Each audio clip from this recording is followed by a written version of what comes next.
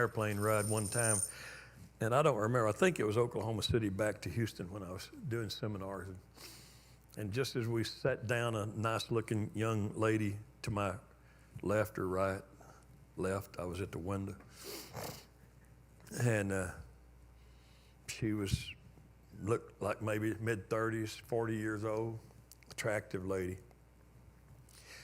And as soon as she sat down, she said, "Hi, stuck her hand out," and I'm like, well, and I don't really want a conversation because I got an hour flight to Houston and I'm trying to wrap up at the end of the week. But I've lived long enough to know God kind of always has a purpose for things. As soon as she introduced herself, the pilot came on and said, "Well, we have a pitot meter that has got to be replaced. It's going to take about 45 minutes on the ground. We're not going to be able to let you disembark. So please tolerate us. We'll try to keep the air as pleasant as we can, but it's going to be about a 45-minute repair." And I'm thinking, oh my word, a talkative woman, and now I'm stuck for 2 hours instead of 1 hour flight.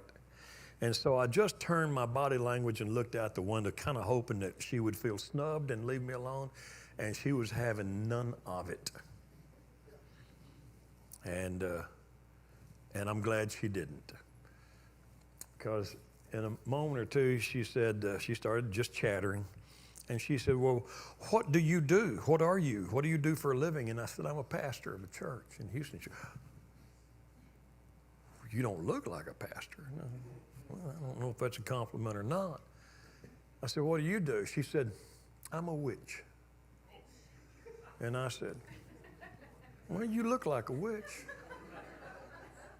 And I'm glad she found that funny like you did, because she started laughing. She said, "Well, I own a beauty salon in Fort Smith, Arkansas. But my absolute obsession is I am a witch. A good witch now, but I'm a witch." And I said to her right off the bat, "Then this is your lucky day." And she said, "Why?" And I said, "Well, because I believe God arranges all things." And I was kind of dreading that when you sat down and chatty Cathy wanting to talk it up. And now I realize God put me here to save your life and turn you around. So let's talk. I don't think she wanted to talk after that.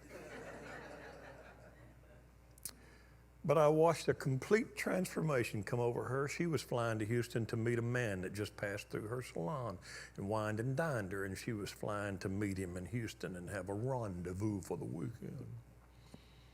I said, "Is he married?" "I don't know. I don't ask." That was what she said early. By the time we landed at Houston, she had wiped tears a bunch of times. And she said, "If I did what I wanted to right now, I would just go get a reverse ticket and never even speak to him and go back home." I said, "Why don't you do that?" It wasn't me. I didn't try to condemn her. I just knew that God never stops. And I knew that just like he has beat on my door a few times when I was going the wrong way, that if I just gave him half a voice, if I just let him be amplified for a moment, she would hear. And that's what she heard. And I used that verse, my favorite verse, and I said, you know what God wants you to do. I ruined her weekend.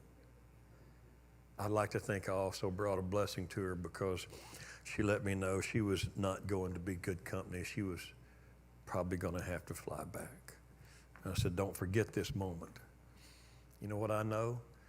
Is that even when they went to dinner later on, and she sat listening to a whoremonger trying to wine and dine her and cheat on his wife, all she could hear.